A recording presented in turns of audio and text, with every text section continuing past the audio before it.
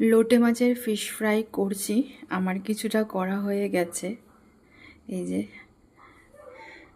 কিছুটা আমি ভেজে নিয়েছি। এখানে 2 পিস, এই যে এটা 2 পিস, এখনও 2 পিস ম্যারিনেট করা আছে।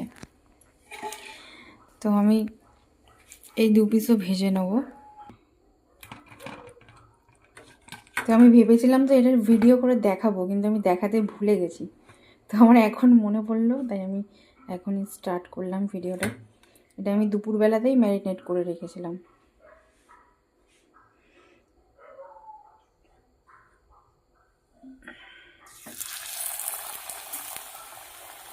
লোটে মাছ, গোটা গোটা লোটে মাছের চপ এটা। তো গোটা লোটে মাছ রসুন বাটা, পেঁয়াজ বাটা দিয়ে বেসন, লঙ্কার গুঁড়ো, জিরের গুঁড়ো, হলুদ গুঁড়ো দিয়ে ম্যারিনেট করে রেখেছিলাম। তো আমি রেসিপিটা পুরো দেখাবো ভেবেছিলাম, কিন্তু আমি ভুলে গেছিলাম। এই মুহূর্তে মনে পড়লো বলে এখনই ক্যামেরা অন করে ভিডিও করছি। তো এই যে ফ্রাই হচ্ছে, এই দুটো ফ্রাই হলেই হয়ে যাবে। তা আমার একটু বেসন বেঁচে গেছে, আমি ভাবছি যে ওই বেসনটা দিয়ে একটু বেগুনি করব। লোটে মাছের ফ্রাই যেটা করেছিলাম ওটা আমি একটুখানি খেয়ে নিচ্ছি, দেখছি কিরম লাগে।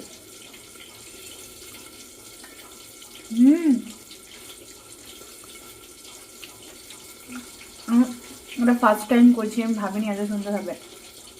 খুব সুন্দর হয়েছে, খুব ভালো লাগছে সেটা।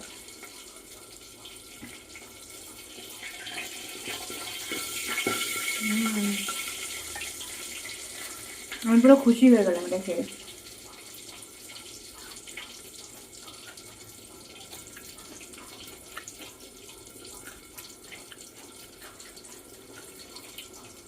খুব সুন্দর টেস্টি হয়েছে।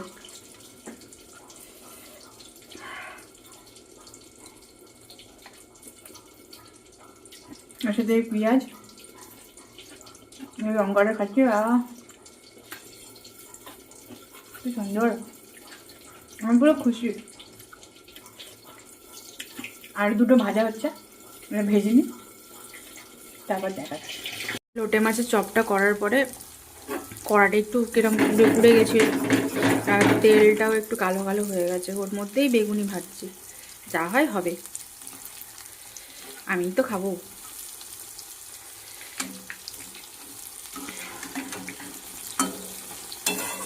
বেগুনিটা হয়ে গেলে লোটে মাছ চপটা বেগুনিটা একসাথে খাবো। বেগুনিটা হয়ে গেছে, আমি আরেকটা পিঠ উল্টে দেবো, দিয়ে তারপরে নাবিয়ে দেবো। ঠিকঠাক হলো না বেগুনিটা, লোটে মাছের চপটা ঠিকঠাক হয়েছে, বেগুনিটা ঠিকঠাক হলো না। আসলে আমি বেগুনি করার জন্য তো রেডি ছিলাম না, জাস্ট লোটে মাছের চপের ওটা বেঁচে গেছে বলে একটু পাতলা পাতলা করে বেগুন কেটে বেগুনি করছি। তো বেগুনি হয়ে গেলে তুলে নেবো, তারপর গরম গরম খাবো। লোটে মাছের চপটা খুব সুন্দর হয়েছে। টাটা।